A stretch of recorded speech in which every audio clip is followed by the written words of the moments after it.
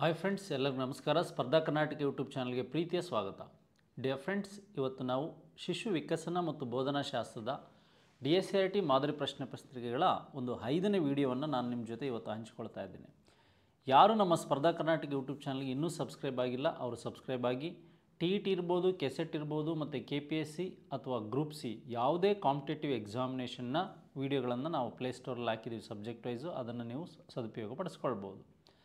Next ಯಾರಿಗೆ online ಪ್ಲಾಟ್ಫಾರ್ಮಲ್ಲಿ ಸ್ಪರ್ಧಾ ಕರ್ನಾಟಕ ಅಕಾಡೆಮಿಯಲ್ಲಿ ಕೋಚಿಂಗ್ ಬೇಕೋ ಅವರಿಗೆ TET paper 1 paper 2 mathematical science ಇದೆ. ಹಾಗೆ ಪೇಪರ್ 1 ಪೇಪರ್ 2 ಈ ಸೋಷಿಯಲ್ ಸೈನ್ಸ್ಗೆ ಸಂಬಂಧಿಸಿದಂಥ ವೀಡಿಯೋಗಳನ್ನು ನೀವು ಪ್ಲೇಸ್ಟೋರಲ್ಲಿ ತೊಗೋಬೋದು. ಹಾಗೆ ಮುಂಬರುವ ಪರೀಕ್ಷೆಗಳಾದಂತಹ GPSTR, HSTR ಮತ್ತು PSTR ಪರೀಕ್ಷೆಗಳಿಗೂ ಸಹ ನಮ್ಮ ಆನ್ಲೈನ್ ಪ್ಲಾಟ್ಫಾರ್ಮಲ್ಲಿ ಕೋರ್ಸ್ಗಳು ಸಿಗುತ್ತೆ. ಇದನ್ನು ಸದುಪಯೋಗ ಪಡಿಸ್ಕೊಳ್ಬೋದು. ನೀವು ಪ್ಲೇಸ್ಟೋರಲ್ಲಿ ಹೋಗಿ ಸ್ಪರ್ಧಾ ಕರ್ನಾಟಕ ಅಕಾಡೆಮಿ ಅಂತ ಆ್ಯಪ್ ಡೌನ್ಲೋಡ್ ಮಾಡಿಕೊಂಡ್ರೆ ನಿಮಗೆ ಅಲ್ಲಿ ಎಲ್ಲ ಸಬ್ಜೆಕ್ಟ್ಗಳ ವಿಡಿಯೋ ಇಂಡಿವಿಜುವಲ್ ಆಗಿ ಮ್ಯಾಥ್ಸ್ ಇರ್ಬೋದು, ಸೈಕಾಲಜಿ ಇರ್ಬೋದು, ಹಾಗೆ ನಿಮಗೆ ಎಲ್ಲ ಕೋರ್ಸ್ಗಳು ವಿಷನ್ 2K25 ಅಂತ ಇದೆ, ಜನರಲ್ ಕೋರ್ಸ್, ಇವೆಲ್ಲವನ್ನು ಯುಟಿಲೈಸ್ ಮಾಡ್ಕೊಳ್ಬೋದು. ಎಸ್ ಡಿಯರ್ ಫ್ರೆಂಡ್ಸ್, ಈಗ ನಮಗೆ ಶಿಶು ಮನೋವಿಜ್ಞಾನ ಅಥವಾ ಶಿಶು ವಿಕಸನ ಮತ್ತು ಬೋಧನಾ ಶಾಸ್ತ್ರಕ್ಕೆ ಸಂಬಂಧಿಸಿದಂತಹ ಮಾದರಿ ಪ್ರಶ್ನೆ ಪತ್ರಿಕೆಗಳ ಬಗ್ಗೆ ನಾವೀಗ ಮಾತಾಡ್ತಾ ಇದ್ದೀವಿ. ಎಸ್, ಹಾಗಾದರೆ ಈಗ ಪ್ರತಿಭಾವಂತ ಮಗುವನ್ನು ಈ ಕೆಳಗಿನ ಯಾವ ಪರಿಭಾಷೆಯಲ್ಲಿ ನಿರ್ಣಯಿಸಲಾಗುವುದು ಅಂತ ನೋಡಿ. ನಮಗೆ ಈ ಗಿಫ್ಟೆಡ್ ಚಿಲ್ಡ್ರನ್ಸ್ ಬಗ್ಗೆ ಕ್ವಶನ್ಸ್ ಕೇಳ್ತಾರೆ. ಈ ಗಿಫ್ಟೆಡ್ ಚಿಲ್ಡ್ರನ್ಸ್ ಈ ಪ್ರಬುದ್ಧ ಕಲಿಕೆಯಾಗಿರುತ್ತೆ. ಹಾಗೆ ಗಿಫ್ಟೆಡ್ ಚಿಲ್ಡ್ರನ್ಸ್ ಅಂದರೆ ನಿಮಗೆ ಸಾಮಾನ್ಯವಾಗಿ ಗೊತ್ತಿದೆ, ಯಾವ ಮಗು ಸಹಪಾಠಿಗಳಿಗಿಂತ ಒಂದು ಶೈಕ್ಷಣಿಕ ಸಾಧನೆಯಲ್ಲಿ, ಯಾವ ಸಾಧನೆಯಲ್ಲಿ, ಶೈಕ್ಷಣಿಕ ಸಾಧನೆಯಲ್ಲಿ ಇದು ಹೆಚ್ಚಿನ ಸಾಧನೆಯನ್ನು ಮಾಡಿರುತ್ತದೆಯೋ ಅಂತಹ ಮಗುವನ್ನು ನೋಡಿ. ಯಾವ ಮಗು ಸಹಪಾಠಿಗಳಿಗಿಂತ ಉತ್ತಮವಾದಂಥ ಶೈಕ್ಷಣಿಕ ಸಾಧನೆಯನ್ನು ಹೊಂದಿರುತ್ತೋ ಅದನ್ನು ನಾವು ಗಿಫ್ಟೆಡ್ ಚಿಲ್ಡ್ರನ್, ಪ್ರತಿಭಾವಂತ ಮಗು ಅಂತ ಕರಿತೀವಿ. ಗಿಫ್ಟೆಡ್ ಚಿಲ್ಡ್ರನ್ಸ್ ಅಂತ ಕರಿತೀವಿ ಅಥವಾ ಪ್ರತಿಭಾವಂತ ಮಗು. ನೋಡಿ, ಸ್ವಂತಿಕೆ ಇದೆ, ನಮ್ಯತೆ ಇದೆ, ನಿರರ್ಗಳತೆ ಇದೆ ಮತ್ತು ಬೌದ್ಧಿಕ ಶ್ರೇಷ್ಠತೆ ಇದೆ. ಇವೆಲ್ಲವೂ ಸಹ ಇರ್ತಕ್ಕಂಥದ್ದು. ಈಗ ಪ್ರತಿಭಾವಂತ ಮಗುವನ್ನು ಈ ಕೆಳಗಿನ ಯಾವ ಪರಿಭಾಷೆಯಲ್ಲಿ ನಿರ್ಣಯಿಸಲಾಗುವುದಿಲ್ಲ ಅಂದರೆ ನಿರ್ಣಯಿಸಲಾಗುವುದಿಲ್ಲ ಅಂತಕ್ಕಂಥದ್ದು ಕೊಟ್ಟಿದ್ದಾರೆ. ನೋಡಿ, ನಿರರ್ಗಳತೆ ಅಂತಕ್ಕಂಥದ್ದು ಇದಕ್ಕೆ ಆನ್ಸರ್. ನಿರ್ಣಯಿಸಲಾಗುವುದಿಲ್ಲ ಅಂತ ಅಂದರೆ ಒಬ್ಬ ಗಿಫ್ಟೆಡ್ ಚಿಲ್ಡ್ರನ್ಸ್ಗೆ ತಾನೇ ಓದಬೇಕು ಅನ್ನುವಂಥ ಒಂದು ಸ್ವಂತಿಕೆ ಇರಬೇಕು. ಈಗ ನವ್ಯತೆ, ಹೊಸತನ, ಇನೋವೇಟಿವ್ ಇರಬೇಕು ಮತ್ತು ಬೌದ್ಧಿಕ ಶ್ರೇಷ್ಠತೆ, ಅವನ IQ ಚೆನ್ನಾಗಿರ್ಬೇಕು ಮೇಜರಾಗಿ. ನಿರರ್ಗಳತೆ, ಕೆಲವರು ಮಾತಾಡ್ಬೋದು, ಹೆಚ್ಚು ಮಾತಾಡೋರು ಅತ್ಯಂತ ಹೆಚ್ಚು ಪ್ರತಿಭಾನ್ವಿತರಿಗೆ ಬರಲ್ಲ. ಯಾಕೆಂದರೆ ನಮಗೆ ಗಿಫ್ಟೆಡ್ ಚಿಲ್ಡ್ರನ್ಸ್ ಅಂದರೆ ಅವರು ಇಂಟ್ರಾವರ್ಡ್ಸ್ ಅಂತ ಗೊತ್ತಿರಬೇಕು. ನೋಡಿ, ನಿಮಗೆ ಅಂತರ್ಮುಖಿಗಳೇ ಹೆಚ್ಚಾಗಿ ಗಿಫ್ಟೆಡ್ ಚಿಲ್ಡ್ರನ್ಸ್ ಆಗಿರ್ತಾರೆ. ಬಹಿರ್ಮುಖಿಗಳೇನಾಗಿರ್ತಾರೆ, ಅವರು ಸಾಮಾನ್ಯ ಸಾಧಕರಾಗಿರ್ತಾರೆ. ಈಗ ನಿಮಗೆ ಎಕ್ಸ್ಟ್ರಾವರ್ಡ್ಸ್ ಮತ್ತು ಇಂಟ್ರಾವರ್ಡ್ಸ್ ಅಂತ ಬರುತ್ತೆ. ಆ ಕಾನ್ಸೆಪ್ಟನ್ನು ಅರ್ಥ ಮಾಡಿಕೊಂಡಾಗ ಈ ಎಕ್ಸ್ಟ್ರಾವರ್ಡ್ಸಲ್ಲಿ ಹೆಚ್ಚಾಗಿ ನಿರರ್ಗಳತೆ ಇರುತ್ತೆ ಬಹಿರ್ಮುಖಿಗಳಲ್ಲಿ. ಅಂದರೆ ಸೃಜನಶೀಲ ವ್ಯಕ್ತಿಗಳಲ್ಲಿರ್ಬೋದು, ಅಂದರೆ ಸ್ವಂತಿಕೆ ಇರ್ಬೋದು, ಹಾಗೆ ನವ್ಯತೆ ಇರ್ಬೋದು, ಹಾಗೆ ಬೌದ್ಧಿಕ ಶ್ರೇಷ್ಠತೆ ಈ ಗಿಫ್ಟೆಡ್ ಚಿಲ್ಡ್ರನ್ಸಲ್ಲಿ ಇರಬೇಕು. ಪರಿಭಾಷೆ ನಿರ್ಣಯಿಸುವುದಿಲ್ಲ ಅಂತ ಕೊಟ್ಟಿದ್ದಾರೆ. ಇವೆಲ್ಲ ನಿರ್ಣಯಿಸ್ತಾ 3 ಕಾನ್ಸೆಪ್ಟು. ಯಾವ ಕಾನ್ಸೆಪ್ಟಲ್ಲಿ ನಿರ್ಣಯ ಮಾಡೋಕ್ಕಾಗಲ್ಲ ಅಂದರೆ ನಿರರ್ಗಳತೆ. ಪ್ರಶ್ನೆ ಸರಿಯಾಗಿ ಓದ್ಕೋಬೇಕು, ಕೊನೆವರೆಗೂ ಪ್ರಶ್ನೆಯನ್ನು ಚೆನ್ನಾಗಿ ಓದ್ಕೋಬೇಕು. ನಿರರ್ಗಳತೆ ಅಂತೇನಿದೆ ಇದು ಈ ನಿರ್ಣಯಿಸೋಕೆ ಆಗೋದಿಲ್ಲ ಅಂತಿದೆ. ಇವೆಲ್ಲ ನಿರ್ಣಯ, ಸ್ವಂತಿಕೆ ಇರ್ಬೋದು, ನವ್ಯತೆ ಇರ್ಬೋದು, ಹಾಗೆ ಬೌದ್ಧಿಕ ಶ್ರೇಷ್ಠತೆ ನಿರ್ಣಯ ಮಾಡ್ತದೆ ಅಂತಕ್ಕಂಥದ್ದು ನಿಮಗೆ ಗೊತ್ತಿರಲಿ ಸ್ನೇಹಿತರೆ.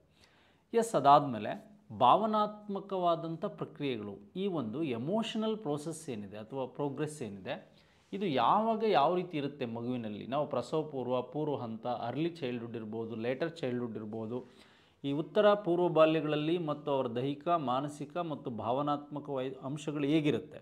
ಹೆಚ್ಚಾಗಿ ನಾವು ಶೈಶಾವಸ್ಥೆಯಲ್ಲಿ ಹೇಗಿರುತ್ತೆ ಮತ್ತು ಪ್ರಸವ ಪೂರ್ವದಲ್ಲಿ ಅಂದರೆ ಬಿಡಿ, ಶೈಶಾವಸ್ಥೆಯಲ್ಲಿ ನಂತರವಾದಂಥ ಅಂಶಗಳಲ್ಲಿ ಹೇಗಿರುತ್ತೆ ಭಾವನಾತ್ಮಕ ಪ್ರಕ್ರಿಯೆಗಳು ಅಂತಕ್ಕಂಥದ್ದನ್ನು ನಾವಿಲ್ಲಿ ನೋಡ್ತಾ ಹೋಗೋದಾದರೆ ನೋಡಿ, ಇಲ್ಲಿ ತಾತ್ಕಾಲಿಕವಾಗಿರುತ್ತದೆ, ಶಾಶ್ವತವಾಗಿರುತ್ತದೆ ಮತ್ತು ವೈವಿಧ್ಯಮಯವಾಗಿರುತ್ತದೆ ಮತ್ತು ನಾವೀನ್ಯತೆಯಿಂದ ಕೂಡಿರುತ್ತೆ. ನೀವೇನಾದರೂ ದುಃಖ ಆದಾಗ 2 ದಿನಗಟ್ಟಲೆ ದುಃಖದಲ್ಲಿರೋಕ್ಕಾಗಲ್ಲ. ಏನೋ 1 hour 2 hours ಅಲ್ಲ 3 days 2 days, ಇಡೀ ಜೀವನ ಭಾವನಾತ್ಮಕ ಶಾಶ್ವತವಾಗಿ ದುಃಖಮಯವಾಗಿರೋಕ್ಕಾಗಲ್ಲ, ವೈವಿಧ್ಯಮಯವಾಗಿ ಆಗಲ್ಲ, ನಾವೀನ್ಯತೆಯಿಂದ ಕೂಡಿರ್ತದೆ. ಒಂದ್ಸಲ ಹೇಳ್ಬೋದು, ಅಳೋದ್ರಲ್ಲೇ ಡಿಫ್ರೆನ್ಸ್ ಇರಲ್ಲ. ಅಂದರೆ ಎಮೋಷ್ನಲ್, ಅಳೋದು ಒಂದೇ ಅಲ್ಲ.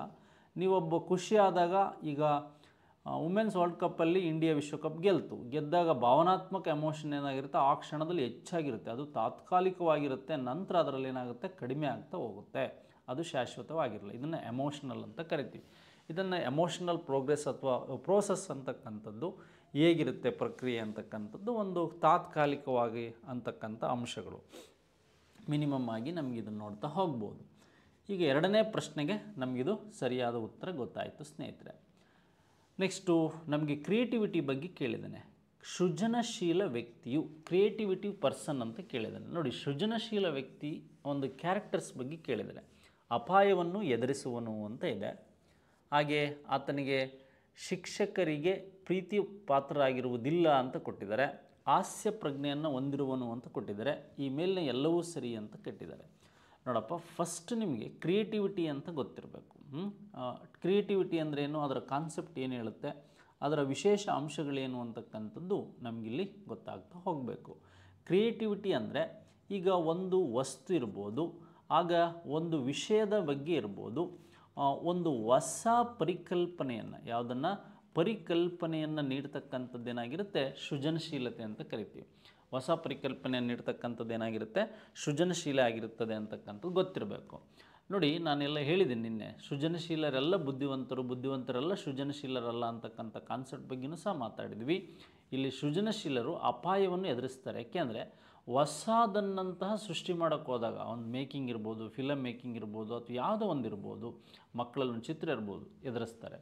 ಶಿಕ್ಷಕರಿಗೆ ಪ್ರೀತಿ ಪಾತ್ರ ಆಗಿರಲ್ಲ. ಯಾಕೆಂದರೆ ಶಿಕ್ಷಕರೇ ಒಂದು ಹೇಳಿದರೆ ಅವರೇ ಒಂದು ಮಾಡುವಂಥ ಸಾಧ್ಯತೆಗಳು ಹೆಚ್ಚಾಗಿರುತ್ತೆ ಅಂತ ಗೊತ್ತಿರಬೇಕು. ಹಾಸ್ಯ ಪ್ರಜ್ಞೆಯನ್ನು ಹೊಂದಿರ್ತಾರೆ ಕ್ರಿಯೇಟಿವಿಟಿ ಪರ್ಸನ್ಗಳು.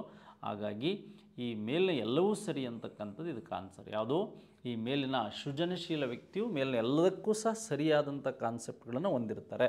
ನೋಡಿ, ನೀವು ಈ ಸೈಕಾಲಜಿಯಲ್ಲಿ ಮತ್ತು ಬೋಧನಾಶಾಸ್ತ್ರದಲ್ಲಿ ಹೆಚ್ಚಾಗಿ ಸ್ಟಡಿಗಿಂತಲೂ ಅಂಡರ್ಸ್ಟ್ಯಾಂಡಿಂಗ್ ಕ್ವೆಶನ್ಸ್ ನೀವೇ ಅಲ್ಲಿ ಅರ್ಥ ಮಾಡಿಕೊಂಡು ಆನ್ಸರನ್ನು ಹಾಕಬೇಕು. ಅಂಥ ಪ್ರಶ್ನೆಗಳನ್ನು ನೀವು ಇಲ್ಲಿ ಮೇಜರಾಗಿ ನೋಡ್ತಾ ಹೋಗ್ಬೋದು. ಸೃಜನಶೀಲ ವ್ಯಕ್ತಿ ಮತ್ತು ಹಾಸ್ಯ ಪ್ರಜ್ಞೆಯಾಗಿ ಹೇಗಿರುತ್ತೆ ಅಂತಕ್ಕಂಥದ್ದು ನೋಡಿದ್ವಿ. ನೆಕ್ಸ್ಟ್ ಸ್ನೇಹಿತರೆ, ಅದಾದಮೇಲೆ ನಾವು ನೆಕ್ಸ್ಟ್ 4ನೇ ಪ್ರಶ್ನೆ ಹೋಗೋಣ.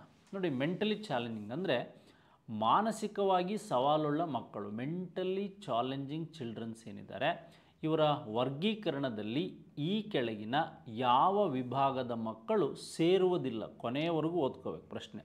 ಸೇರುವುದಿಲ್ಲ ಅಂತ ಕ್ವಶನ್ ಕೊಟ್ಟಿದ್ದಾರೆ. ಏನಂತ ಕೊಟ್ಟಿದ್ದಾರೆ? ಸೇರುವುದಿಲ್ಲ ಅಂತ ಕೊಟ್ಟಿದ್ದಾರೆ. ನೋಡಿ, ಶಿಕ್ಷಣಾರ್ಹ ಮಾನಸಿಕ ಸವಾಲುಳ್ಳ ಮಕ್ಕಳು ಸೇರ್ತಾರೆ. ತರಬೇತಿ ನೀಡಬಹುದಾದ ಮಾನಸಿಕ ಸವಾಲುಳ್ಳ ಮಕ್ಕಳು ಸಹ ಇರ್ತಾರೆ. ಆಶ್ರಿತ ಮಾನಸಿಕ ಸವಾಲುಳ್ಳ ಮಕ್ಕಳು ಇರ್ತಾರೆ. ನೋಡಿ, ಈ ಸ್ಲೋ ಲರ್ನರ್ಸ್ ಏನಿದ್ದಾರೆ, ಇವರಲ್ಲಿ ಯಾವುದೇ ಥರದ ಈ ರೀತಿಯ ಮಾನಸಿಕವಾದಂತಿರಲ್ಲ. ಇವರು ಸೋಂಬೇರಿಗಳಾಗಿರ್ಬೋದು, ಅಥವಾ ಇವರ ಐಕ್ಯೂನಲ್ಲೇನೋ ಸ್ವಲ್ಪ ನಿಧಾನ ಕಲಿಕೆ ಇರ್ಬೋದು. ಇವರು ಮೆಂಟಲಿ ಚಾಲೆಂಜಿಂಗ್ ಸ್ಟೂಡೆಂಟ್ ಅಥವಾ ಚಿಲ್ಡ್ರನ್ಸ್ ಆಗಿರೋದಿಲ್ಲ.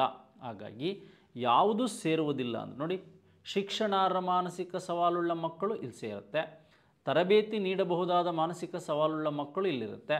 ಆಶ್ರಿತ ಮಾನಸಿಕ ಸವಾಲುಳ್ಳ ಮಕ್ಕಳು ಸಹ ಇಲ್ಲಿರುತ್ತೆ. ಹಾಗಾಗಿ ನಮಗೆ ಈ 4ನೇದರಲ್ಲಿ ಅಂದರೆ ಈಗ 4ನೇ ಪ್ರಶ್ನೆಗೆ ಡಿ ಏನಿದೆ ಇದು ಸರಿಯಾದ ಉತ್ತರ. ಅಂದರೆ ನೀವಿಲ್ಲಿ ಪ್ರಶ್ನೆಯನ್ನು ಕೊನೆಯವರೆಗೂ ಭಾಳ ನೀಟಾಗಿ ಓದ್ಕೋಬೇಕು. ನೀಟಾಗಿ ಓದ್ಕೊಂಡಾಗ ನಿಮ್ಗೆ ಇದ್ರ ಬಗ್ಗೆ ಐಡಿಯಾ ಸಿಗುತ್ತೆ.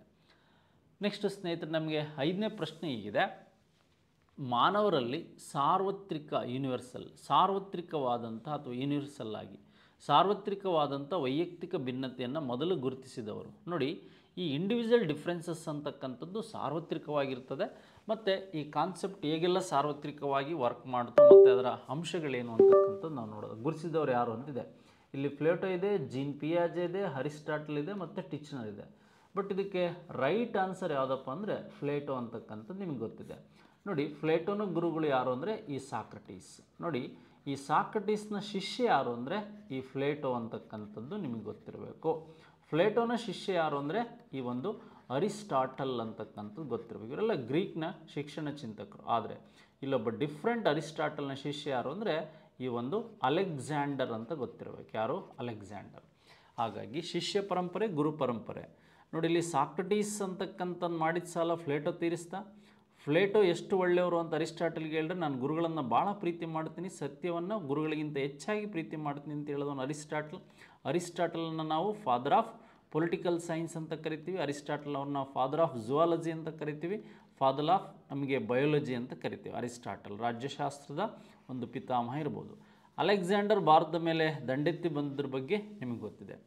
ಜೀನ್ ಪಿಯಾಜೆ ಅವರ ಒಂದು ಜ್ಞಾನಾತ್ಮಕ ವಿಕಾಸ ಏನಿದೆ, ಕಾಗ್ನಿಟಿವ್ ಡೆವಲಪ್ಮೆಂಟ್ ಥಿಯರಿ, ನಿಮಗೆ ಸಂವೇದನಾ, ಅಮೂರ್ತ ಕಾರ್ಯ, ಔಪಚಾರಿಕ ಹಂತಗಳು ಅಂತ ಬರುತ್ತೆ.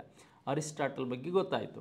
ಈಗ ಟಿಚ್ನರ್ ಅಂದರೆ ನಮಗೆ ಟಿಚ್ನರ್ ಬಗ್ಗೆ ಏನು ಕ್ವಶನ್ಸ್ ಕೇಳ್ಬೋದು ಮತ್ತು ಟಿಚ್ನರ್ ಅವರ ಒಂದು ಅಂಶಗಳೇನು ಅಂತಕ್ಕಂಥದ್ದು ನಮಗೆ ಬೇಕಿಲ್ಲಿ. ನೋಡಿ, ನಮಗೆ ಅಂತರ್ವೀಕ್ಷಣೆ ಏನಿದೆ, ಈ ಅಂತರವಲೋಕನಕ್ಕೆ ಸಂಬಂಧಿಸಿದಂತೆ ಟಿಚ್ಚರನ್ನು ನೋಡ್ಬೋದು. ಇಂಟ್ರಾಸ್ಪೆಕ್ಷನ್ ಮೆಥಡ್ ಏನಿದೆ, ಇಂಟ್ರಾಸ್ಪೆಕ್ಷನ್ ಮೆಥಡ್ ಯಾರ್ದು ಅಂದರೆ ಟಿಚ್ನರ್ ಅವ್ರದ್ದು ಅಂತಕ್ಕಂಥದ್ದು ನೋಡ್ಬೋದು. ಇಲ್ಲಿ ಜೀನ್ ಪಿಯಾಜೆ ಅವ್ರದ್ದು ಏನಿದೆ, ಜ್ಞಾನಾತ್ಮಕವಾದಂಥ ಅಂಶಗಳು ಅಂತ ಗೊತ್ತಿರಬೇಕು. ಹಾಗಾದರೆ ಈ ಮಾನವರಲ್ಲಿ ಸಾರ್ವತ್ರಿಕ ವೈಯಕ್ತಿಕ ಭಿನ್ನತೆಗಳು, ಯೂನಿವರ್ಸಲ್ ಇಂಡಿವಿಜುವಲ್ ಡಿಫ್ರೆನ್ಸಸ್ಸನ್ನು ಫಸ್ಟು ಐಡೆಂಟಿಫೈ ಮಾಡಿದವರು ಯಾರು ಅಂದರೆ ಪ್ಲೇಟೋ ಅಂತಕ್ಕಂಥದ್ದು ಮಕ್ಕಳು ನಿಮಗೆ ಗೊತ್ತಿರಬೇಕು ಸ್ನೇಹಿತರೆ. ಎಸ್, ಹಾಗಾದರೆ ಮುಂದಿನ ಪ್ರಶ್ನೆ ನೋಡೋಣ. ವ್ಯಕ್ತಿಗಳಲ್ಲಿ ಕಂಡುಬರುವ ಕ್ರಿಯಾತ್ಮಕ ಅಭಿವ್ಯಕ್ತಿ, ವಿವೇಚನಾ ಶಕ್ತಿ, ಸೃಜನಶೀಲತೆ, ಗ್ರಹಣ ಶಕ್ತಿ ಮುಂತಾದವುಗಳು ಈ ಭಿನ್ನತೆಗೆ ಸೇರಿವೆ. ಸಂವೇಗಾತ್ಮಕ ಭಿನ್ನತೆಗಳು, ಮಾನಸಿಕ ಭಿನ್ನತೆಗಳು, ದೈಹಿಕ ಭಿನ್ನತೆಗಳು, ಸಾಮಾಜಿಕ ಭಿನ್ನತೆಗಳು. ನೋಡಿ, ಇಲ್ಲಿ ಪ್ರಶ್ನೆ ಒಂದಲ್ಲ ಎರಡು ಬಾರಿ ನೀಟಾಗಿ ಓದ್ಕೋಬೇಕು. ಒಬ್ಬ ವ್ಯಕ್ತಿಯಲ್ಲಿ ಕಂಡುಬರುವ ಕ್ರಿಯಾತ್ಮಕವಾದಂಥ ವೆರಿ ಆ್ಯಕ್ಟಿವ್ ಕ್ರಿಯಾತ್ಮಕ ಅಭಿವ್ಯಕ್ತಿ, ವಿವೇಚನಾ ಶಕ್ತಿ, ಸೃಜನಶೀಲತೆ ಕ್ರಿಯೇಟಿವಿಟಿ, ಈ ಗ್ರಹಣ ಶಕ್ತಿ ಅಂದರೆ ಕಾಂಪ್ರಿಹೆನ್ಷನ್ ಇರ್ಬೋದು, ವಿವೇಚನಾ ಶಕ್ತಿ ಅಂದರೆ ನಿಮ್ಮ ಮೆಂಟಲಿ ಇರ್ತಕ್ಕಂಥ ಪವರು, ಅಭಿವ್ಯಕ್ತಿ ಇರ್ಬೋದು, ಗ್ರಹಣ ಶಕ್ತಿ ಇರ್ಬೋದು, ಮುಂತಾದವುಗಳು ಈ ಭಿನ್ನತೆಗೆ ಸೇರಿವೆ ಅಂತಕ್ಕಂಥದ್ದು ನೋಡ್ಬೋದು. ಸಂವೇಗಾತ್ಮಕ ಎಮೋಷನಲ್ ಡಿಫ್ರೆನ್ಸ್ ಅಂತ ಕೊಟ್ಟಿದ್ದಾರೆ, ಮಾನಸಿಕ ಮೆಂಟಲಿ ಡಿಫ್ರೆನ್ಸಸ್ ಅಂತ ಕೊಟ್ಟಿದ್ದಾರೆ, ದೈಹಿಕ ಫಿಸಿಕಲಿ ಡಿಫ್ರೆನ್ಸಸ್ ಅಂತ ಕೊಟ್ಟಿದ್ದಾರೆ, ಹಾಗೆಯೇ ಸೋಷಿಯಲ್ ಡಿಫ್ರೆನ್ಸಸ್ ಅಂತ ಕೊಟ್ಟಿದ್ದಾರೆ. ಭಿನ್ನತೆಗಳು, ವಿಭಿನ್ನತೆಗಳು, ಏನು ಡಿಫ್ರೆನ್ಸ್ಗಳು, ಭಿನ್ನತೆಗಳಿರುತ್ತೆ ಅಂತಕ್ಕಂಥದ್ದು. ನೋಡಿ, ಈಗ ವ್ಯಕ್ತಿಯಲ್ಲಿ ಕಂಡುಬರುವ ಕ್ರಿಯಾತ್ಮಕ ಅಭಿವ್ಯಕ್ತಿ, ವಿವೇಚನಾತ್ಮಕ, ಸೃಜನಶೀಲ, ಗ್ರಹಶಕ್ತಿ ಮುಂತಾದವುಗಳು ಭಿನ್ನತೆಗೆ ಸೇರಿವೆ ಅಂದರೆ ಇವು ಅವರ ಮಾನಸಿಕ, ದೈಹಿಕವಾಗಿ ಅಲ್ಲ, ಅವರ ಮಾನಸಿಕ ಎಮೋಷನಲ್ ಅಲ್ಲ, ಇವು ಮೆಂಟಲಿ ಡಿಫ್ರೆನ್ಸಸ್ ಏನಿದೆ ಇವ್ರ ಬಗ್ಗೆ ಗೊತ್ತಿರಬೇಕು. ಅವರ ಒಂದು ಮಾನಸಿಕ ಭಿನ್ನತೆಗೆ ಇವು ಮುಖ್ಯವಾಗಿ ಕಾರಣ ಆಗಿರುತ್ತೆ ಅಂತಕ್ಕಂಥದ್ದನ್ನು ನಾವಿಲ್ಲಿ ನೋಡ್ಬೋದು. ಎಸ್, ಹಾಗಾದರೆ 6ನೇ ಪ್ರಶ್ನೆಗೆ ನಮಗೆ ಸರಿಯಾದ ಉತ್ತರ ಗೊತ್ತಾಯಿತು ಸ್ನೇಹಿತರೆ. ಈಗ ಜೆಂಡರ್ ಮೇಲೆ ಒಂದು ಪ್ರಶ್ನೆ ಕೇಳಿದ್ದಾರೆ. ಲಿಂಗತ್ವವು ಒಂದು, ಲಿಂಗ ಅಷ್ಟೇ ಕೇಳಿಲ್ಲ ಅವನು, ಲಿಂಗ ಒಂದು ಅಂತ ಕೇಳಿಲ್ಲ, ಲಿಂಗತ್ವ ಅಂತ ಕೇಳಿದ್ದಾನೆ. ಏನಂತ ಕೇಳಿದ್ದಾನೆ? ಲಿಂಗತ್ವವು ಒಂದು. ಜೈವಿಕ ಒಂದು ಪರಿಕಲ್ಪನೆ, ಬಯಾಲಜಿಕಲ್ ಕಾನ್ಸೆಪ್ಟ್ ಅಂತ ಕೊಟ್ಟಿದ್ದಾರೆ. ಒಂದು ಮಾನಸಿಕ ಪರಿಕಲ್ಪನೆ, ಒಂದು ಭಾವನಾತ್ಮಕ ಪರಿಕಲ್ಪನೆ, ಒಂದು ಸಾಮಾಜಿಕ ಪರಿಕಲ್ಪನೆ ಅಂತ ಕೊಟ್ಟಿದ್ದಾರೆ. ನೋಡಿ, ಆಲ್ಮೋಸ್ಟ್ ನೀವೆಲ್ಲ ಫಸ್ಟ್ ಒನ್ನೇ ಹಾಕುವ ಸಾಧ್ಯತೆಗಳು ಹೆಚ್ಚಿರುತ್ತೆ. ಅವನು ಕೇಳಿರೋದು ಬರೀ ಜೆಂಡರ್, ಲಿಂಗದ ಬಗ್ಗೆ ಕೇಳಿಲ್ಲ, ಲಿಂಗತ್ವವು ಒಂದು ಅಂತ ಕೇಳಿದ್ದಾನೆ. ಗಂಡು ಹೆಣ್ಣು ಅಂತಕ್ಕಂಥ ಭೇದ ಭಾವಗಳು ಬರ್ತಕ್ಕಂಥದ್ದು ಅಥವಾ ಗಂಡು ಹೆಣ್ಣು ನಿರ್ಧಾರ ಆಗ್ತಕ್ಕಂಥದ್ದು ಎಲ್ಲಿ ಅಂದರೆ ಫಸ್ಟೇ ಅದು ನಿರ್ಧಾರ ಆದಮೇಲೆ ಅವರಿಗೆ ಸಾಮಾಜಿಕ ಪರಿಕಲ್ಪನೆಗಳಲ್ಲಿ ನಾವು ಅವ್ರನ್ನ ಡಿವೈಡ್ ಮಾಡ್ಕೊಳ್ತೀವಿ. ಇವ್ರು ಹೆಣ್ಣು ಈ ಕೆಲಸನೇ ಮಾಡಬೇಕು, ಗಂಡು ಈ ಕೆಲಸನೇ ಮಾಡಬೇಕು, ಈ ಥರ ಇವರಿಗೆ ಅಂತಕ್ಕಂಥದ್ದು ಸಾಮಾಜಿಕ ಪರಿಕಲ್ಪನೆಗಳಲ್ಲಿ ಏನಾಗುತ್ತೆ, ಇದು ಡಿಫ್ರೆನ್ಸಸ್ ಆಗುತ್ತೆ. ಡಿ ಅಂತಕ್ಕಂಥದ್ದು ಇದಕ್ಕೆ ಆನ್ಸರು. ಯಾವುದು? ಡಿ ಇದೆಯಲ್ಲ, ಇದಕ್ಕೆ ಆನ್ಸರ್ ಅಂತ ನಿಮಗೆ ಗೊತ್ತಿರಬೇಕು. ಎಸ್, ಹಾಗಾದರೆ ಈ ಕಾನ್ಸೆಪ್ಟ್ ಆದಮೇಲೆ ನಮಗೆ ಮುಂದಿನ ಕಾನ್ಸೆಪ್ಟ್ ಮೇಲೆ ಏನು ಕ್ವೆಶನ್ಸ್ ಬರ್ಬೋದು? ಗಂಡು ಅಥವಾ ಹೆಣ್ಣು ಯಾವುದಾದ್ರೂ ಒಂದು ಲಿಂಗಕ್ಕೆ ಕೊಡುವ ಆದ್ಯತೆ, ಇದು ನಿಮಗೆ ಮೇಲ್ ಇರ್ಬೋದು, ಫೀಮೇಲ್ ಇರ್ಬೋದು. ಇಲ್ಲಿ ಮೇಲ್ ಇರ್ಬೋದು, ಫೀಮೇಲ್ ಇರ್ಬೋದು. ಯಾವುದಾದರೂ ಒಂದು ಲಿಂಗಕ್ಕೆ ಕೊಡುವ ಆದ್ಯತೆ ಯಾವುದು ಅಂತ ಕೊಟ್ಟಿದ್ದಾರೆ. ಲಿಂಗದ ಹರಿವು, ಲಿಂಗ ತಾರತಮ್ಯ, ಲಿಂಗ ಅಸ್ಥಿರತೆ, ಲಿಂಗ ಸಮಾನತೆ ಅಂತ ಕೊಟ್ಟಿದ್ದಾರೆ. ನೋಡಿ, ಇಲ್ಲಿ ಆನ್ಸರ್ ಎಲ್ಲ ಒಂದೇ ಥರ ಕಾಣುತ್ತೆ. ಇಲ್ಲಿ ಆನ್ಸರ್ ಎಲ್ಲ ಸಹ ಒಂದೇ ಥರ ಆಗುತ್ತೆ. ನಿಮಗೆ ಗೊತ್ತಿದೆ ಲಿಂಗ ತಾರತಮ್ಯ, ಗಂಡು ಅಥವಾ ಹೆಣ್ಣು ಯಾವುದಾದ್ರೂ ಒಂದು ಲಿಂಗಕ್ಕೆ ಕೊಡುವ ಆದ್ಯತೆ ಯಾವುದು ಅಂದರೆ ಇವನು ಗಂಡು, ಇವನು ಹೆಣ್ಣು ಅಂತಕ್ಕಂಥದ್ದನ್ನು ಡಿಸೈಡ್ ಮಾಡ್ತೀವಿ ನಾವು. ಇವನು ಫೀಮೇಲ್ ಅಥವಾ ಮೇಲ್ ಅಂತಕ್ಕಂಥದ್ದನ್ನು ನಾವು ಡಿಸೈಡ್ ಮಾಡ್ತೀವಿ. ಹಾಗಾಗಿ ಇದ್ರ ಬಗ್ಗೆ ನಿಮಗೆ ಮಾಹಿತಿ ಇರಬೇಕು, ಸ್ಪಷ್ಟವಾದಂಥ ಮಾಹಿತಿ ಇರಲಿ. ಈ ಥರದ ಪ್ರಶ್ನೆಗಳನ್ನು ಅಟೆಂಡ್ ಮಾಡೋದನ್ನು ನೀವು ಕಲಿಬೇಕು ಸ್ನೇಹಿತರೆ. ನೆಕ್ಸ್ಟ್ ಅದಾದಮೇಲೆ ವಿದ್ಯಾರ್ಥಿ ಏನನ್ನು ಕಲಿಯಬೇಕು ಮತ್ತು ಯಾವ ಮಟ್ಟದಲ್ಲಿ ಕಲಿಯಬೇಕು ಎಂಬುದನ್ನು ಸ್ಪಷ್ಟವಾಗಿ ನಿರೂಪಿಸುವ ಕಲಿಕಾ ಮಾದರಿ. ಫಸ್ಟ್ ವಿದ್ಯಾರ್ಥಿ ಏನು ಕಲಿಬೇಕು, ಯಾವಾಗ ಕಲಿಬೇಕು, ಯಾವ ಮಟ್ಟದಲ್ಲಿ ಕಲಿಬೇಕು ಅನ್ನೋದನ್ನು ಸ್ಪಷ್ಟವಾಗಿ ನಿರ್ಧರಿಸ್ತಕ್ಕಂಥದ್ದು ನಮಗಿಲ್ಲಿ ಏನು ಕೊಟ್ಟಿದ್ದಾನೆ? ಒಂದು ಡಿಸ್ಕವರಿ ಲರ್ನಿಂಗ್ ಬಗ್ಗೆ ಕೊಟ್ಟಿದ್ದಾನೆ, ಒಂದು ಅಬ್ಸರ್ವೇಷನ್ ಲರ್ನಿಂಗ್ ಬಗ್ಗೆ ಕೊಟ್ಟಿದ್ದಾನೆ, ಒಂದು ಮೀನಿಂಗ್ಫುಲ್ ಲರ್ನಿಂಗ್ ಬಗ್ಗೆ ಕೊಟ್ಟಿದ್ದಾನೆ, ಇನ್ನೊಂದು ಏನು ಮಾಡಿದ್ದಾನೆ? ಮಾಸ್ಟರಿ ಲರ್ನಿಂಗ್ ಬಗ್ಗೆ ಕೊಟ್ಟಿದ್ದಾನೆ, ಪ್ರಭುತ್ವ ಕಲಿಕೆ ಬಗ್ಗೆ ಕೊಟ್ಟಿದ್ದಾನೆ.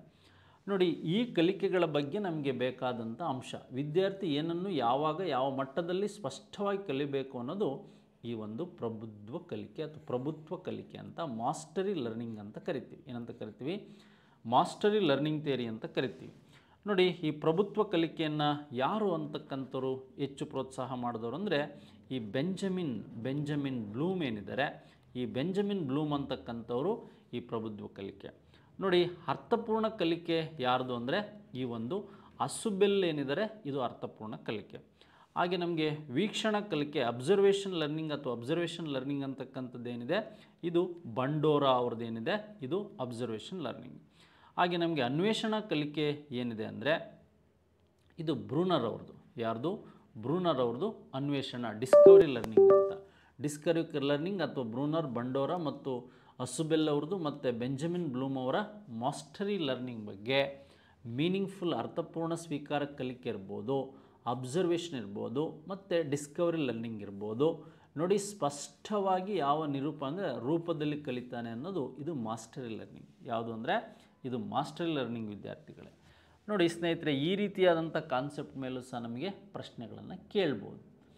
ಕಲಿಕೆಯ ಕ್ಷೇತ್ರಗಳಲ್ಲಿ ಸಮಾನ ಪ್ರಾತಿನಿಧ್ಯ ಮತ್ತು ಭಾಗವಹಿಸುವಿಕೆಯನ್ನು ಖಚಿತಪಡಿಸಿಕೊಳ್ಳುವ ಸಂಸ್ಥೆಯೊಳಗೆ ಎಲ್ಲ ಹಂತಗಳಲ್ಲೂ ಸಮಸಂಖ್ಯೆಯ ಪುರುಷರು ಹಾಗೂ ಮಹಿಳೆಯರು ಹೊಂದಿರುವುದು. ನೋಡಿ, ನಮಗೆ ಈ ಕಾನ್ಸೆಪ್ಟ್ ಮೇಲೆ ನೋಡೋದಾದರೆ ಕಲಿಕೆಯ ಕ್ಷೇತ್ರಗಳಲ್ಲಿ ಸಮಾನ ಪ್ರಾತಿನಿಧ್ಯ ಮತ್ತು ಭಾಗವಹಿಸುವಿಕೆಯನ್ನು ಖಚಿತಪಡಿಸಿಕೊಳ್ಳಲು ಸಂಸ್ಥೆಯೊಳಗೆ ಎಲ್ಲ ಹಂತಗಳಲ್ಲಿ ಸಮಸಂಖ್ಯೆಯ ಪುರುಷರು ಹಾಗೂ ಮಹಿಳೆಯರು ಹೊಂದಿರತಕ್ಕಂಥದ್ದು. ಸಬಲೀಕರಣ ಅಂತಿದೆ, ಹಾಗೆ ಲಿಂಗ ಸಮಾನತೆ ಅಂತಿದೆ, ಹಾಗೆ ಲಿಂಗ ಸಮತೋಲನ ಅಂತಕ್ಕಂಥ ಕಾನ್ಸೆಪ್ಟ್ ಇದೆ. ಹಾಗೆ ಅದಾದಮೇಲೆ ನಮಗೆ ಲಿಂಗ ಪಾತ್ರ ಅಂತಿದೆ. ಪ್ರಶ್ನೆ ಇನ್ನೊಂದು ಸಲ ಓದ್ಕೊಳ್ಳಿ. ಈಗ ನಿಮಗೆ ಈ ಒಂದು ಸಬಲೀಕರಣ ನೋಡಿ, ನಮಗೆ ಎನ್ರಿಚ್ಮೆಂಟ್ ಕೋರ್ಸಿಗೆ ಸಂಬಂಧಿಸಿದಂತೆ ನಾವು D.Ed ಓದ್ತಾ ಇದ್ವಿ. ಈ ವಿಷಯ ಸಂಪದೀಕರಣ ಅಂತಕ್ಕಂಥದ್ದು ಓದ್ತಾ ಇದ್ವಿ. ಅಥವಾ ವುಮೆನ್ ಎಂಪವರ್ಮೆಂಟ್, ಸಬಲೀಕರಣ ಅಂದರೆ ಎಂಪವರ್ಮೆಂಟ್ ಅಂತಲೂ ಕರಿತೀವಿ. ನೋಡಿ, ಲಿಂಗ ಸಮಾನತೆ ಈಕ್ವಲೆಂಟ್ ಜೆಂಡರ್ಗೆ ಸಂಬಂಧಿಸಿದಂತೆ ಲಿಂಗ ಸಮತೋಲನ ಅಂತಕ್ಕಂಥ ಸಮಾನತೆ ಸಮತೋಲನ. ಕಲಿಕಾ ಕ್ಷೇತ್ರದಲ್ಲಿ ಸಮಾನ ಪ್ರಾತಿನಿಧ್ಯ ಮತ್ತು ಭಾಗವಹಿಸುವಿಕೆಯನ್ನು ಖಚಿತಪಡಿಸಿಕೊಳ್ಳಲು ಸಂಸ್ಥೆಯೊಳಗೆ ಎಲ್ಲ ಹಂತಗಳಲ್ಲೂ ಸಮಸಂಖ್ಯೆಯ ಪುರುಷ ಮತ್ತು ಮಹಿಳೆಯರನ್ನು ಹೊಂದಿರುವುದು ಸಮತೋಲನ. ಸಮಾನತೆ ಅಲ್ಲ, ಸಮತೋಲನ. ಬ್ಯಾಲೆನ್ಸ್ ಮಾಡಬೇಕು, ಸಮತೋಲನ ಮಾಡಬೇಕು. ಏನಾಗಬೇಕು ಇದಕ್ಕೆ? C answer. 2 ಆನ್ಸರ್ ಅಲ್ಲ, ಸಿ ಆನ್ಸರ್. ಸಮತೋಲನ ಮಾಡಬೇಕು. ಮಹಿಳೆಯರಿಗೆ ಪುರುಷರಿಗೆ ಎಲ್ಲರಿಗೂ ಸಹ ಸಮಾನತೆಗಿಂತಲೂ ಸಮತೋಲನ ಅಂತಕ್ಕಂಥದ್ದು ನಿಯರೆಸ್ಟ್ ಆನ್ಸರ್ ಆಗುತ್ತೆ. ಏನಾಗುತ್ತದು? ನಿಯರೆಸ್ಟ್ ಆನ್ಸರ್ ಆಗುತ್ತೆ. ಇದು ನಿಮಗೆ ಗೊತ್ತಿರಬೇಕಾದಂಥ ಅಂಶ. ನೆಕ್ಸ್ಟು 10ನೇ ಪ್ರಶ್ನೆ ಆದಮೇಲೆ 11ನೇ ಪ್ರಶ್ನೆ, ಮಹಿಳೆಯರ ಮೇಲೆ ಪುರುಷರು. ನೋಡಿ, ಇಲ್ಲಿ ಹೆಂಗೆ ಕೇಳಿದ ಪ್ರಶ್ನೆಗಳು ಅಂದರೆ ಮಹಿಳೆಯರ ಮೇಲೆ ಪುರುಷರು ದೈಹಿಕವಾಗಿ ಅಥವಾ ದೈಹಿಕ, ಸಾಮಾಜಿಕ ಮತ್ತು ಆರ್ಥಿಕ ಶಕ್ತಿಯನ್ನು ಸಾಂಸ್ಥಿಕಗೊಳಿಸುವ ಸಾಮಾಜಿಕ ರಚನೆ ಏನಾಗಿರುತ್ತೆ ಅಂತ. ಲಿಂಗ ತಾರತಮ್ಯ ಇರ್ಬೋದು, ಪುರುಷತ್ವ ಇರ್ಬೋದು, ಪಿತೃಪ್ರಭುತ್ವ ಇರ್ಬೋದು, ಸ್ತ್ರೀಯತ್ವ ಇರ್ಬೋದು. ನೋಡಿ, ಇಲ್ಲಿ ನಮಗೆ ಆನ್ಸರ್ ಏನಾಗುತ್ತೆ? ಮಹಿಳೆಯರ ಮೇಲೆ ಪುರುಷರು ದೈಹಿಕ, ಸಾಮಾಜಿಕ ಮತ್ತು ಆರ್ಥಿಕ ಶಕ್ತಿಯನ್ನು ಸಾಂಸ್ಥಿಕಗೊಳಿಸುವ ಸಾಮಾಜಿಕ ರಚನೆ. ಇಲ್ಲಿ ಇದು ಗೊತ್ತಿರುವ ಸೋಷಿಯಲ್ ಸ್ಟ್ರಕ್ಚರ್ ಬಗ್ಗೆ ಕೊಟ್ಟಿದ್ದಾನೆ ಅವನು. ಸಾಮಾಜಿಕ ರಚನೆ ಏನು ಅಂದರೆ ಈ ಪಿತೃಪ್ರಭುತ್ವ. ಯಾವುದು ಅಂದರೆ ಪುರುಷತ್ವ ಅಲ್ಲ, ಪಿತೃಪ್ರಭುತ್ವ ಅಥವಾ ಲಿಂಗ ತಾರತಮ್ಯ ಅಲ್ಲ, ಪಿತೃಪ್ರಭುತ್ವ ಅನ್ನೋದೇನಿದೆ ಇದು ಮೇಜರ್ ಆದಂಥ ಒಂದು ಕಾನ್ಸೆಪ್ಟ್ ಆಗಿರುತ್ತೆ ಅಂತ ನಿಮಗೆ ಗೊತ್ತಿರಬೇಕು. ಎಸ್, ಹಾಗಾದರೆ 11ನೇ ಪ್ರಶ್ನೆಗೆ ಆಪ್ಷನ್ ಸಿ ಏನಿದೆ ಇದು ಸರಿಯಾದ ಉತ್ತರ. ನೆಕ್ಸ್ಟ್ ಮುಂದಿನ ಪ್ರಶ್ನೆ ನೋಡೋಣ. ಸಮಸ್ಯಾತ್ಮಕ ಒಂದು ಪ್ರಾಬ್ಲಮ್ ಸಾಲ್ವ್ ಮಾಡುವಾಗ ಸಮಸ್ಯಾತ್ಮಕ ಮಗುವೊಂದನ್ನು ಆಳವಾಗಿ ವಿಶ್ಲೇಷಿಸಲು ಅತ್ಯಂತ ಸೂಕ್ತ ವಿಧಾನ. ಒಂದು ಏನು ಸಮಸ್ಯಾತ್ಮಕ ಒಂದು ಸಮಸ್ಯೆಗೆ ಸಿಕ್ಕಿರ್ತಕ್ಕಂಥ ಪ್ರಾಬ್ಲಮೆಟಿವ್ ಆಗಿರ್ತಕ್ಕಂಥ ಒಂದು ಸಮಸ್ಯೆಯನ್ನು ಬಗೆಹರಿಸೋದಕ್ಕೆ ಯಾವುದು ಅತ್ಯುತ್ತಮವಾದಂಥದ್ದು? ಇಲ್ಲಿ ಇಂಟ್ರಾಸ್ಪೆಕ್ಷನ್ ಮೆಥಡ್ ಇದೆ, ಹಾಗೆ ಕ್ಲಿನಿಕಲ್ ಮೆಥಡನ್ನು ಕೊಟ್ಟಿದ್ದಾರೆ, ಹಾಗೆ ಎಕ್ಸ್ಪೆರಿಮೆಂಟಲ್ ಮೆಥಡನ್ನು ಕೊಟ್ಟಿದ್ದಾರೆ, ಹಾಗೆ ಕೇಸ್ ಸ್ಟಡಿಯನ್ನು ಕೊಟ್ಟಿದ್ದಾರೆ. ಯಾವುದನ್ನು ಕೊಟ್ಟಿದ್ದಾರೆ? ಕೇಸ್ ಸ್ಟಡಿಯನ್ನು ನಮಗೆ ಕೊಡ್ತಾ ಹೋಗಿದ್ದಾರೆ. ನೋಡಿ, ಈ ವಿಧಾನಗಳಲ್ಲಿ ನಮಗೆ ಏನೆಲ್ಲ ಪ್ರಶ್ನೆಗಳು ಬರ್ಬೋದು ಅಂತಕ್ಕಂಥದ್ದು. ಮಗುವನ್ನು ಆಳವಾಗಿ ಅಧ್ಯಯನ ಮಾಡಬೇಕಂದ್ರೆ ಕೇಸ್ ಸ್ಟಡಿ ಮಾಡಲೇಬೇಕು. ಏನಾಗಬೇಕು? ಕೇಸ್ ಸ್ಟಡಿಯನ್ನು ನಾವು ಮಾಡಲೇಬೇಕು.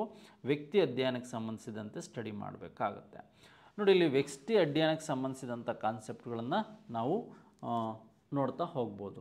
ನೋಡಿ, ಈ ವ್ಯಕ್ತಿ ಅಧ್ಯಯನ ಏನಿದೆ DFD ಬುಕ್ಸ್ ಅವ್ರು ಏನು ಮಾಡ್ತಾರೆ? ಈ ಒಂದು DFD ಬುಕ್ಸ್ ಅವರ ಒಂದು ಥಿಯರಿಯನ್ನು ನಾವು ನೋಡ್ಬೋದು. ಹಾಗೆ ಎಕ್ಸ್ಪೆರಿಮೆಂಟಲ್ ಅಂದರೆ ವಿಲ್ಹೆಲ್ಮ್ ಬಗ್ಗೆ ಗೊತ್ತಿರಬೇಕು. ಅಂತರಾವಲೋಕನ ಅಂದರೆ ಟಿಚ್ನರ್ ಬಗ್ಗೆ ಗೊತ್ತಿರಬೇಕು. ನೋಡಿ, ಈಗ ನಮಗೆ ಈ ರೀತಿಯಾದಂಥ ಪ್ರಶ್ನೆಗಳನ್ನು ಸಹ ಇಲ್ಲಿ ಕೇಳ್ತಾ ಹೋಗ್ಬೋದು. ಎಕ್ಸ್ಪೆರಿಮೆಂಟಲ್ ಮೆಥಡು ಮತ್ತು ಈ ನಿಮಗೆ ಚರಾಂಶಗಳೆಲ್ಲ ಬರ್ತಕ್ಕಂಥದ್ದು ಭಾಳ ವಿಶ್ವಾಸನೀಯ ವಸ್ತುನಿಷ್ಠವಾಗಿರ್ತಕ್ಕಂಥದ್ದು ಯಾವುದು ಅಂದರೆ ಎಕ್ಸ್ಪೆರಿಮೆಂಟಲ್ ಮೆಥಡ್. ಇದು ವ್ಯಕ್ತಿನಿಷ್ಠವಾಗಿರ್ತಕ್ಕಂಥದ್ದು ಕೇಸ್ ಸ್ಟಡಿ, ಆಳವಾಗಿ ಅಧ್ಯಯನ ಮಾಡೋದಕ್ಕೆ ಇದು ಅನುಕೂಲ ಆಗುತ್ತೆ. ನೆಕ್ಸ್ಟ್ ನೋಡಿ, ಇಲ್ಲಿ ಎಲ್ಲ ಜನರಲಾಗಿದೆ ಕ್ವಶನ್ಸು.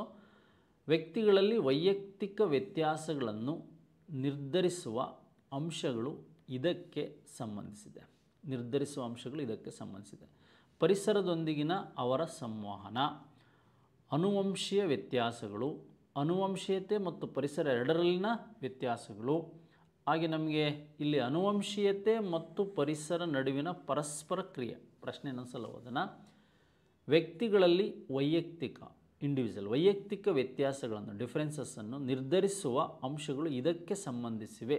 ಪರಿಸರದೊಂದಿಗೆ ಅವನ ಸಂವಹನ ಇರ್ಬೋದು, ಅನುವಂಶೀಯ ವ್ಯತ್ಯಾಸಗಳಿರ್ಬೋದು, ಅನುವಂಶೀಯ ಮತ್ತು ಪರಿಸರ ಎರಡರ ವ್ಯತ್ಯಾಸಗಳು. ಆದರೆ ಇಲ್ಲೊಂದು ಪದ ಲಾಸ್ಟ್ ಕ್ರಿಯೆ ಅಂತ ಕೊಟ್ಟಿದ್ದಾರೆ. ಯಾರು? ಈ ಪರಸ್ಪರ ಕ್ರಿಯೆ ಅಂತ ಏನಿದೆ, ಪರಸ್ಪರ ಕ್ರಿಯೆ ಪ್ರೋಸೆಸ್, ಅನುವಂಶೀಯತೆ ಪರಿಸರಗಳ ನಡುವೆ ಅವನು ಹೇಗೆ ಪರಸ್ಪರ ಕ್ರಿಯೆಯನ್ನು ತೊಡಗ್ತಾನೆ ಅಂತಕ್ಕಂಥದ್ರ ಮೇಲೆ ಈ ಒಂದು ಇಂಡಿವಿಜುವಲ್ ಡಿಫ್ರೆನ್ಸಸ್ ಅನ್ನೋದು ಇರ್ತದೆ ಅಂತಕ್ಕಂಥದ್ದು ಗೊತ್ತಿರಬೇಕು. ಈ ಲಾಸ್ಟ್ ಆಪ್ಷನ್ ಏನಿದೆ ಇದು ಸರಿಯಾದ ಉತ್ತರ. 13ನೇ ಪ್ರಶ್ನೆಗೆ ಇದು ಸರಿಯಾದ ಉತ್ತರ ಅಂತಕ್ಕಂಥದ್ದು ನಿಮ್ಗೆ ಗೊತ್ತಿರಬೇಕು.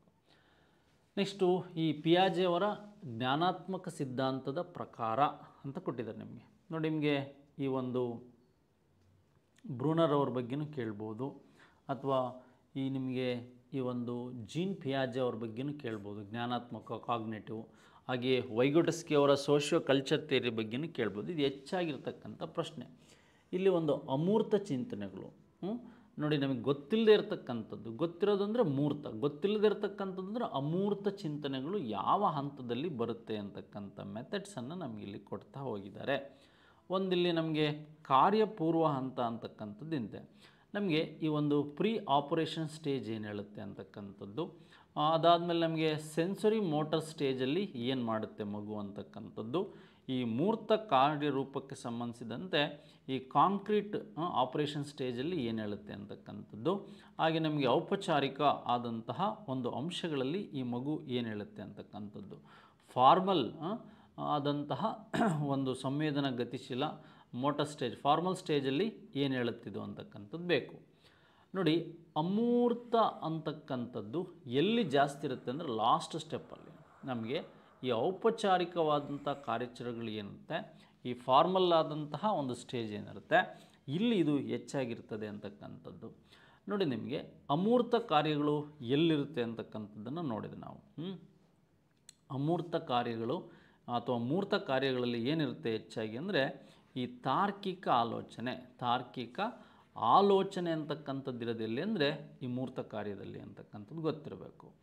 ಹಾಗೆ ನಮಗೆ ಈ ಒಂದು ಸಂವೇದನಾ ಗತಿಶೀಲ ಅಂದರೆ ಇಲ್ಲಿ ಗತಿಶೀಲ ಚಟುವಟಿಕೆಗಳು ಹೆಚ್ಚಾಗಿರುತ್ತೆ ಮಗುವಿನಲ್ಲಿ, ಕುಣಿಯೋದು, ನೆಗೆಯೋದು, ಅಳೋದು, ಈ ಥರದ್ದು. ಕಾರ್ಯಪೂರ್ವ ಹಂತ ಅಂದರೆ ಪ್ರೀ ಆಪರೇಷನಲ್ ಸ್ಟೇಜ್ ಅಂತ ಕರಿತೀವಿ. ಪ್ರೀ ಆಪರೇಷನಲ್ ಸ್ಟೇಜಲ್ಲಿ ಏನಿರುತ್ತೆ ಅಂದರೆ ಮಗುವಿಗೆ ಈ ಒಂದು ಅಹಂ ಕೇಂದ್ರಿತ ಪ್ರವೃತ್ತಿ ಇರುತ್ತೆ. ತಾನು, ತನ್ನ ಅಪ್ಪ, ತನ್ನಮ್ಮ ಯಾರ ಹತ್ರನೂ ಹೋಗಬಾರ್ದು, ಅದೇ ನನ್ನ ಜೊತೆಲೇ ಇರಬೇಕು, ಈ ಥರದ ಕಾನ್ಸೆಪ್ಟ್ಗಳಿರುತ್ತೆ. ಈ ಫಾರ್ಮಲ್ ಸ್ಟೇಜಲ್ಲಿ ಏನಿರುತ್ತೆ ಅಂದರೆ ಈ ಔಪಚಾರಿಕ ಹಂತದಲ್ಲಿ ಏನಾಗುತ್ತೆ, ಮೂರ್ತಕ್ಕಿಂತ ಅಮೂರ್ತ ಚಿಂತನೆಗಳು ಹೆಚ್ಚಾಗುತ್ತೆ ಮಗುವಿಗೆ. ಲಾಸ್ಟ್ ಕಾನ್ಸೆಪ್ಟ್ ಇದು. ಪಿಯಾಜೆ ಅವರ ಜ್ಞಾನಾತ್ಮಕ ವಿಕಾಸದ ಒಂದು ಕೊನೆ ಹಂತದಲ್ಲಿ ನಾವಿದನ್ನು ನೋಡ್ಬೋದು ಸ್ನೇಹಿತರೆ. ಹಾಗಾದರೆ ಪಿಯಾಜೆ ಅವರ ಜ್ಞಾನಾತ್ಮಕ ಸಿದ್ಧಾಂತದ ಪ್ರಕಾರಗಳ ಅಮೂರ್ತ ಚಿಂತನೆಗಳ ಬಗ್ಗೆ 4th ಒಂದು ಆಪ್ಷನ್ನ ನೋಡಿದ್ವಿ. ನೆಕ್ಸ್ಟ್ ಲರ್ನಿಂಗ್ ಬಗ್ಗೆ ಕೊಟ್ಟಿದ್ದಾನೆ. ಇಲ್ಲಿ ಏನು ಕೊಟ್ಟಿದ್ದಾನೆ, ಕಲಿಕೆ ಅವಶ್ಯಕ ಅಂಶ, ಬೋಧನಾ ವಿಧಾನ, ಕಲಿಯುವವನ ಸಿದ್ಧತೆ, ಕಲಿಕಾ ಸನ್ನಿವೇಶ, ಶಿಕ್ಷಕನ ನೈಪುಣ್ಯತೆ ಅಂತ ಕೊಟ್ಟಿದ್ದಾನೆ. ನೋಡಿ, ನಮಗೆ 15ನೇ ಪ್ರಶ್ನೆಗೆ ಸಂಬಂಧಿಸಿದಂತೆ ಏನಪ್ಪ ಅಂದರೆ ಬೋಧನಾ ವಿಧಾನ. ನೀವು ಯಾವ ಟೀಚಿಂಗ್ ಮೆಥಡ್ ಮಾಡಿದ ತಕ್ಷಣ, ಒಳ್ಳೆ ಟೀಚಿಂಗ್ ಮೆಥಡ್ ಮಾಡಿದ ತಕ್ಷಣ ಮಗು ಕಲಿಕೆಗೆ ಅವಶ್ಯಕತೆ ಆಗಲ್ಲ, ಅದನ್ನು ಅರ್ಥೈಸೋದು. ಕಲಿಯುವವನ ಸಿದ್ಧತೆ ಅಂತಕ್ಕಂಥದ್ದು, ಕಲಿಕಾ ಸನ್ನಿವೇಶ ಅಂತಕ್ಕಂಥದ್ದು, ಶಿಕ್ಷಕನ ನೈಪುಣ್ಯತೆ. ನೋಡಿ, ಇಲ್ಲಿ ಮೇಜರಾಗಿ ಕಲಿಕೆಯ ಅವಶ್ಯಕತೆ ಅಂಶ ಯಾವುದು ಅಂದರೆ ದ ಕ್ರಿಯೇಟ್ ಆಫ್ ಸಿಚುವೇಶನ್. ಅಂದರೆ ಲರ್ನಿಂಗ್ ಸಿಚುವೇಶನನ್ನು, ಕಲಿಕಾ ಸನ್ನಿವೇಶವನ್ನು ನೀವು ರೆಡಿ ಮಾಡಬೇಕು. ಏನು ಮಾಡಬೇಕು? ಕಲಿಕಾ ಸನ್ನಿವೇಶವನ್ನು ನೀವು ರೆಡಿ ಮಾಡಬೇಕು. 15ನೇ ಪ್ರಶ್ನೆಗೆ ಈ ಕಲಿಕಾ ಸನ್ನಿವೇಶ ಏನಿದೆ ಇದು ಸರಿಯಾದ ಉತ್ತರ ಅಂತ ಮಕ್ಕಳು ನಿಮಗೆ ಗೊತ್ತಿರಬೇಕು ಸ್ನೇಹಿತರೆ. ಹಾಗಾದರೆ 15ನೇ ಪ್ರಶ್ನೆಗೆ ಉತ್ತರ ಆದಮೇಲೆ ನಮಗೆ ಉತ್ತಮ ಸ್ಮೃತಿ ಶಕ್ತಿ ಅಂತ, ದ ಬೆಸ್ಟ್ ಮೆಮೊರಿ ಪವರ್ ಏನು ಅಂತ ಕೇಳಿದ್ದಾರೆ. ಉತ್ತಮ ಸ್ಮೃತಿ ಶಕ್ತಿ ಅಂದರೆ ಏನು ಅಂತ ಕೇಳಿದ್ದಾರೆ. ನೋಡಿ, ಸ್ಮೃತಿ ಅಂದರೆ ಏನಪ್ಪ ಜನರಲ್ ಆಗಿ ಅಂದರೆ, ನಾವು ಹಿಂದೆ ಕಲಿತಿದ್ದನ್ನು ನಮಗೆ ಸೂಕ್ತವಾದ ಸಂದರ್ಭದಲ್ಲಿ ಅದು ನೆನಪಿಗೆ ಬಂದರೆ ಅದನ್ನು ನಾವು ಸ್ಮೃತಿ ಅಂತ ಕರಿತೀವಿ. ನೀವು ಓದಿದ್ದು ಪರೀಕ್ಷೆಯಲ್ಲಿ ಕರೆಕ್ಟ್ ಟೈಮಾಗಿ ಕರೆಕ್ಟಾಗಿ ನೆನಪು ಬಂದರೆ ಅದನ್ನೇ ಸ್ಮೃತಿ ಅಂತ ಬರಿತೀವಿ. ಅದು ನೆನಪು ಬರಲಿಲ್ಲ ಅಂದರೆ ಫರ್ಗೆಟಿಂಗ್, ಅದನ್ನು ನಾವೇನಂತ ಕರಿತೀವಿ, ಮರೆವು ಅಂತ ಕರಿತೀವಿ ಅಷ್ಟೇ. ಇದನ್ನೇ ಒಂದು ಡೆಫಿನೇಷನ್ಸ್ ಮಾಡಿ ಕ್ವಶನ್ಸ್ ಕೇಳಿದ್ದಾನೆ. ಇಲ್ಲಿ ಏನು ಕೇಳಿದ್ದಾನೆ, ನಮ್ಮ ಎಲ್ಲ ಪೂರ್ವಾನುಭವಗಳನ್ನು ಜ್ಞಾಪಿಸಿಕೊಳ್ಳುವ ಒಂದು ಸಾಮರ್ಥ್ಯ ಅಂತ ಕೊಟ್ಟಿದ್ದಾನೆ. ನಮ್ಮ ಎಲ್ಲ ಪೂರ್ವಾನುಭವಗಳನ್ನು ಜ್ಞಾಪಿಸಿಕೊಳ್ಳುವ ಸಾಮರ್ಥ್ಯ. ಎಲ್ಲವನ್ನು ಜ್ಞಾಪಿಸಿಕೊಳ್ಳೋದು ಕಷ್ಟ. ಕಲಿತ ಎಲ್ಲವನ್ನು ಧಾರಣೆ ಮಾಡಿಕೊಳ್ಳುವ ಸಾಮರ್ಥ್ಯ. ಎಲ್ಲವನ್ನು ಧಾರಣೆ ಆಗೋದು ಸ್ವಲ್ಪ ಕಷ್ಟ ಆಗ್ಬೋದೇನೋ. ನೆಕ್ಸ್ಟ್, ನಾವು ಪಡೆದ ಅನುಭವಗಳು ಸಂಗ್ರಹ ಮಾಡಿಕೊಳ್ಳುವ ಮತ್ತು ಕೆಲವು ಕಾಲದ ನಂತರ ಅವುಗಳನ್ನು ನಮಗೆ ಬೇಕಾದ ಪುನಃ ಸ್ಮರಣಾರ್ಥ ಅಂದರೆ ಪುನಃ ಸ್ಮರಣೆಗೆ ಮಾಡಿಕೊಳ್ಳೋದು. ಕೆಲವು ಹಂತದಲ್ಲಿ ಕೆಲವನ್ನು ಪುನಃ ಸ್ಮರಣೆ ಮಾಡಿಕೊಳ್ಳೋದೇನಿದೆ, ಫಿಫ್ತ್ ಅಂದರೆ ನಮಗೆ ಥರ್ಡ್ ಆಪ್ಷನ್ಸ್ ಏನಿದೆ, ಇದು ಸರಿಯಾದ ಡೆಫಿನೇಷನ್. ವಸ್ತುಗಳನ್ನು ಗುರುತಿಸುವ ಸಾಮರ್ಥ್ಯ ಅಲ್ಲ ಇರ್ಬೋದು.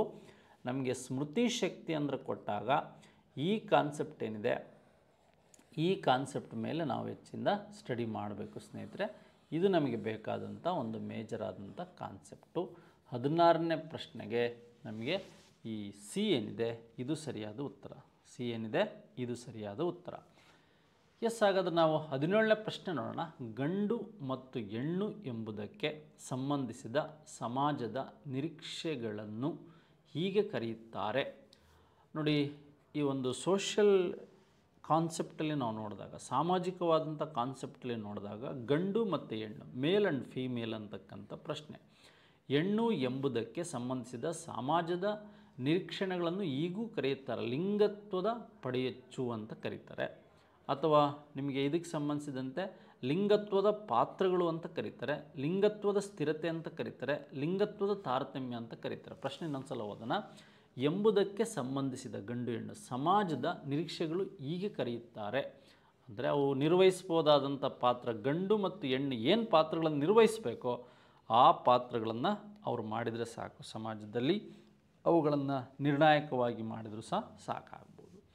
ಈ 3 ಕಾನ್ಸೆಪ್ಟ್ಗಳನ್ನು ನಾವು ತಿಳ್ಕೊಂಡಿರಬೇಕು. 17ನೇ ಪ್ರಶ್ನೆಗೆ ಆಪ್ಷನ್ ಬಿ ಏನಿದೆ ಇದು ಸರಿಯಾದ ಉತ್ತರ. ನೋಡಿ, ಮತ್ತೊಂದು ನಮಗೆ ಭಾಷೆ ಬಗ್ಗೆ ಕೇಳಿದರೆ, ನಾವು ಮಾತನಾಡುವ ಭಾಷೆ, ಬಳಸುವ ಸಂವಹನ, ಒಂದು ಲ್ಯಾಂಗ್ವೇಜ್, ಇನ್ನೊಂದು ಕಮ್ಯುನಿಕೇಷನ್, ಸಂವಹನ ತಂತ್ರಗಳು, ಕಮ್ಯುನಿಕೇಷನ್ ಟೆಕ್ನಿಕ್ಸ್ ಅಂತ ಕರೀತೀವಿ. ತಂತ್ರಗಳು ಯಾವ ರೀತಿಯ ಕಲಿಕೆಯ ಫಲ ಅಂತ.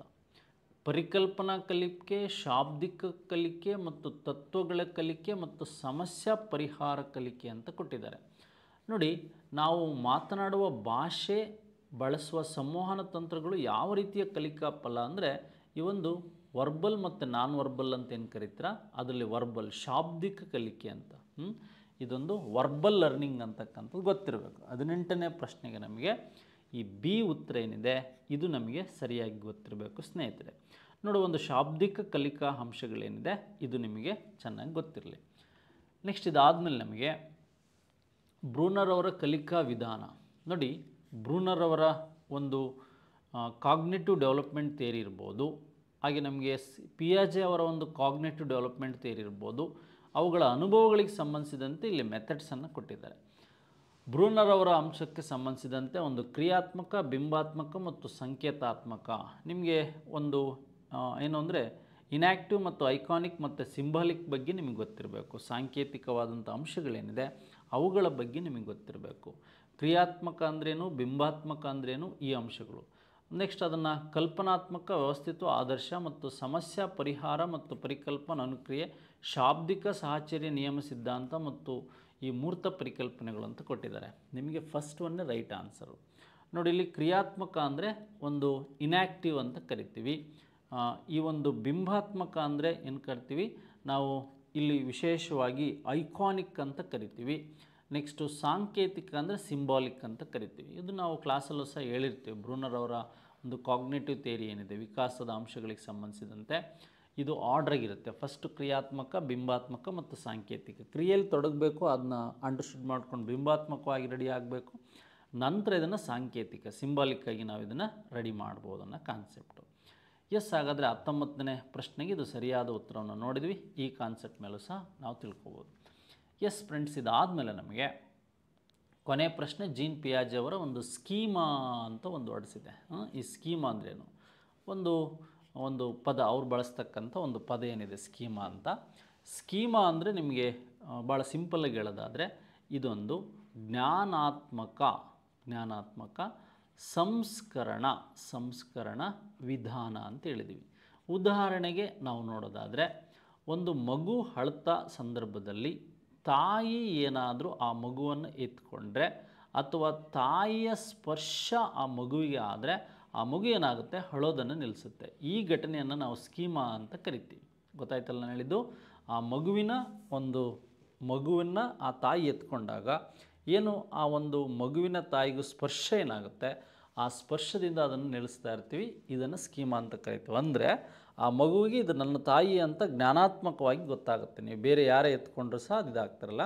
ಹಾಗಾಗಿ ನಿಮಗೆ ವೆರಿ ಸಿಂಪಲಾಗಿ ಹೇಳ್ಬೇಕಂದ್ರೆ ಸ್ಕೀಮಾ ಅಂದರೆ ಏನಪ್ಪ ಅಂದರೆ ಇದು ಜ್ಞಾನಾತ್ಮಕವಾದಂಥ ಒಂದು ಸಂಸ್ಕರಣ ವಿಧಾನ ಅಂತ ಗೊತ್ತಿರಬೇಕು.